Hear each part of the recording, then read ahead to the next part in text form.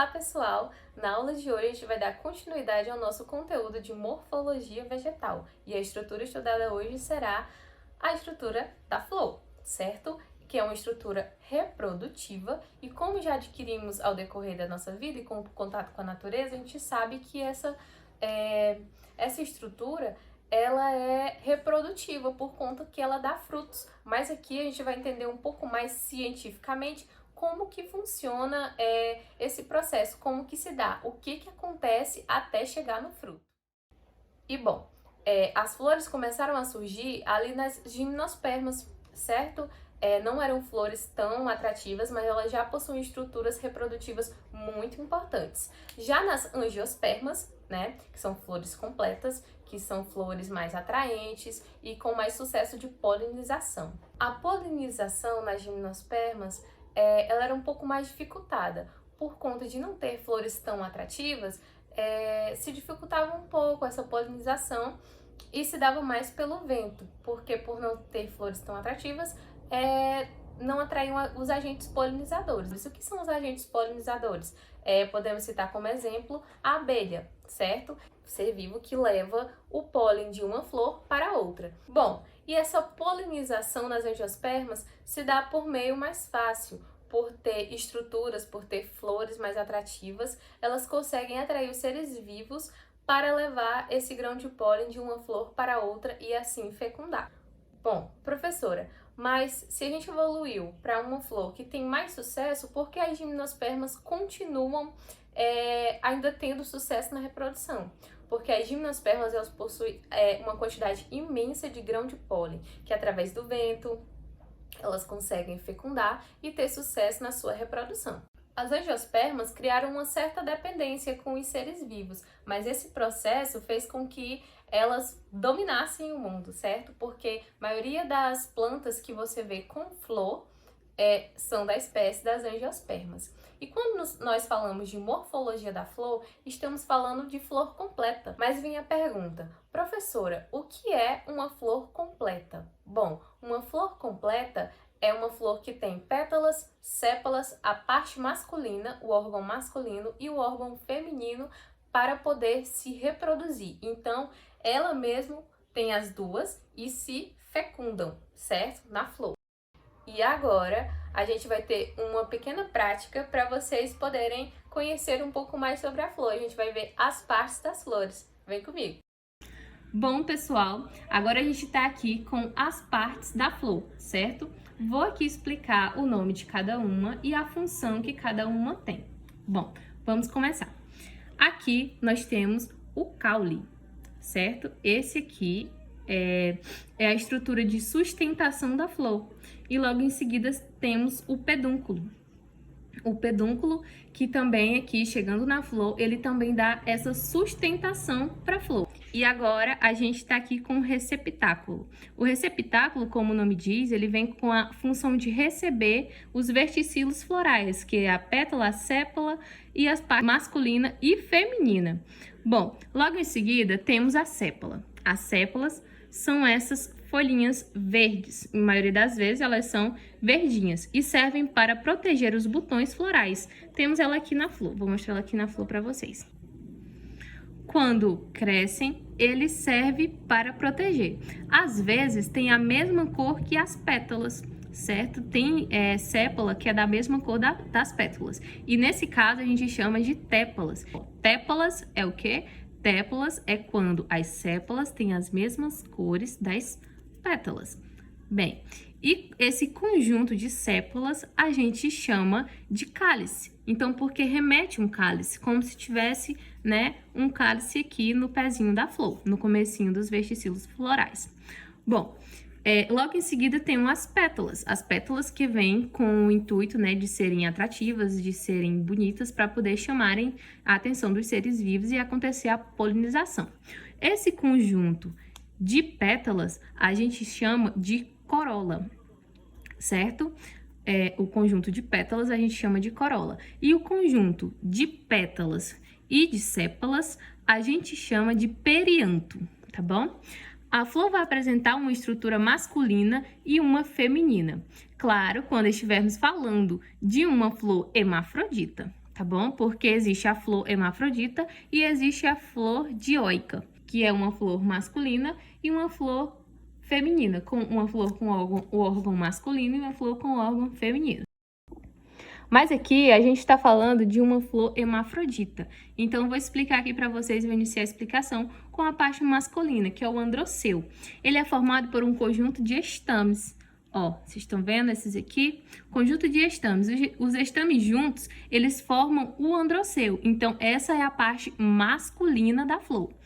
E a estrutura feminina, ela fica logo aqui mais embaixo, que chamamos de gineceu, que ela é formada pelo carpelo ou pistilo, certo? Que ele forma a estrutura feminina da flor. Mas a primeira coisa que a gente tem que compreender é que todas essas estruturas são folhas modificadas, que tinham a capacidade reprodutiva e foram se modificando ao decorrer do tempo, para o intuito da reprodução, ok? Bom, vamos explicar aqui mais um pouco sobre a parte masculina da flor. Esses pontinhos pretos que vocês estão vendo aqui, eles são chamados de antera. A antera é onde vai ser produzido o grão do pólen. E essas listrinhas amarelas aqui, esses pezinhos amarelos que aparecem aqui ligados a esse pontinho, eles são chamados de filete, é a estrutura que sustenta a antera, certo? Bom, e aqui na parte feminina nós temos o estigma, certo? Bem no começo da estrutura nós temos o estigma, que é onde vai receber o grão de pólen. Mas ao meio nós temos o estilete, que é a estrutura para dar uma alongada, uma separação no órgão feminino. E aqui mais embaixo nós temos o ovário, que é onde é guardado o óvulo, certo? Bom, aqui no ovário, né, o óvulo, que está guardado aqui no ovário, que se denomina osfera após a fecundação. Temos aqui o tegumento, que é a estrutura de proteção, tá bom? Temos o óvulo, que vai dar origem ao fruto, e temos a micrópila, que é a pequena abertura que permite, a conexão entre o tubo, daqui, da parte masculina, vem um ligamento até a parte feminina. Então, a micrópila serve para isso, para dar essa entrada para o órgão masculino, certo? Bom, pessoal, quando falamos da polinização, depois da fertilização, algumas estruturas se perdem, como a sépala e as pétalas, certo?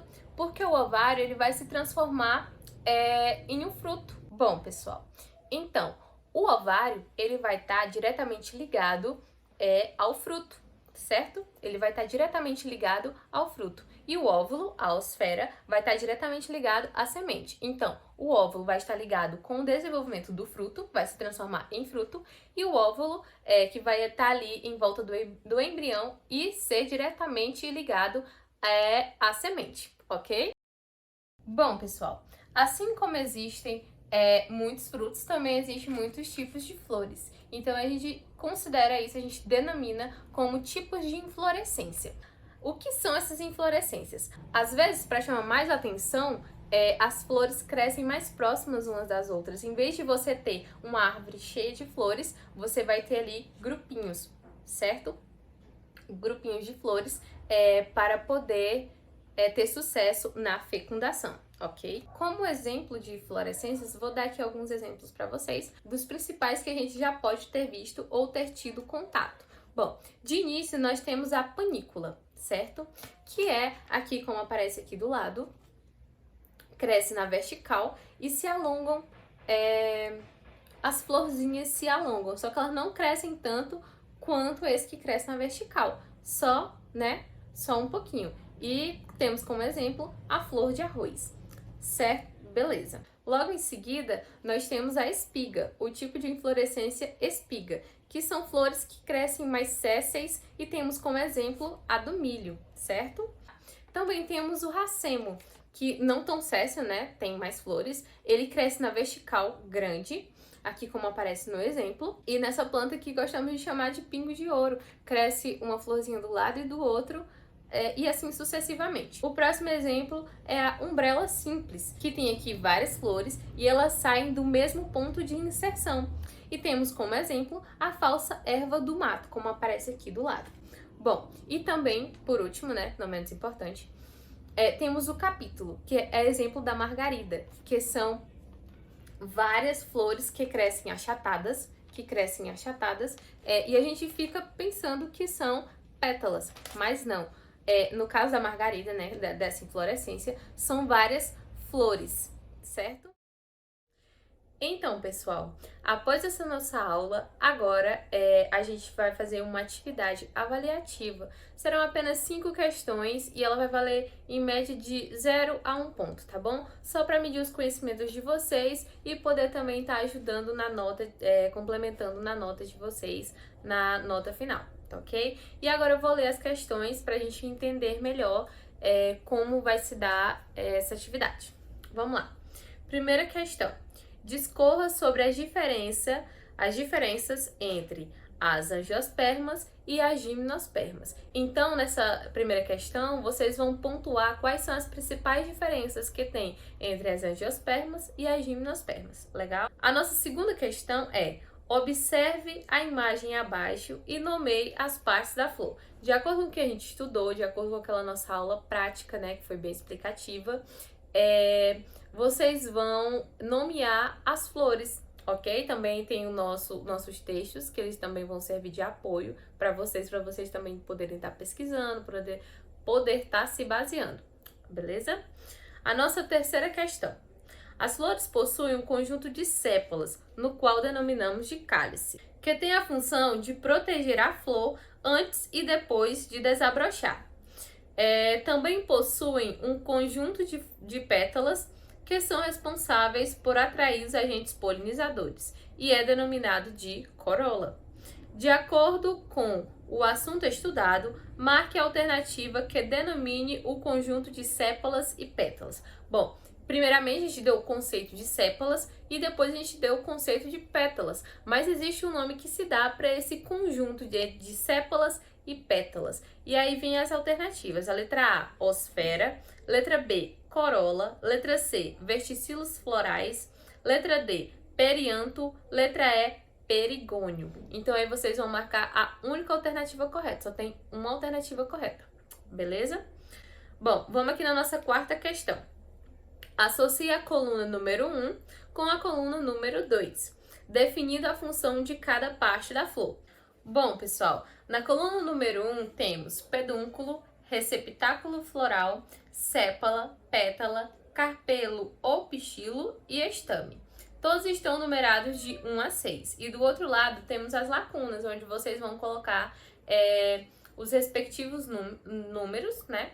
Que é a parte da flor, e sua respectiva função. Bom, do outro lado temos: possui a função de atrair os agentes polinizadores, possui a função de proteger o botão floral antes de desabrochar, possui a função de sustentar e ligar a flor ao caule, parte reprodutiva masculina, parte reprodutiva feminina, possui a função de sustentação e suporte para os verticilos florais.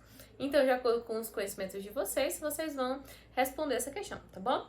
E a nossa quinta e última questão é: assinale a alternativa correta baseada na principal diferença entre flores hermafroditas e flores dioicas. Bom, na letra A nós temos: as flores hermafroditas possuem apenas um órgão reprodutor, enquanto as flores dioicas contêm os dois. As flores hermafroditas... Letra B, né? Desculpe. Letra B. As flores hermafroditas possuem cálice, corola e androceu. Já as flores dioicas possuem cálice, corola, androceu e gineceu. Letra C. As flores hermafroditas são chamadas de flores completas por possuírem os dois órgãos reprodutores, gineceu e androceu, em uma única flor. Já as flores dioicas possuem apenas um órgão reprodutor em cada flor. Letra D. As flores hermafroditas fazem parte do grupo das angiospermas, enquanto as flores dioicas são do grupo das briófitas. Letra E. As flores hermafroditas são classificadas de acordo com o seu número de pétalas. Já as flores dioicas são definidas a partir do formato do seu caule, certo? Baseado novamente no seu conhecimento, nos textos de apoio, na aula que a gente teve. Vocês vão responder essa última e todas as questões, é claro, tá bom? Então, boa sorte para vocês e até a próxima aula.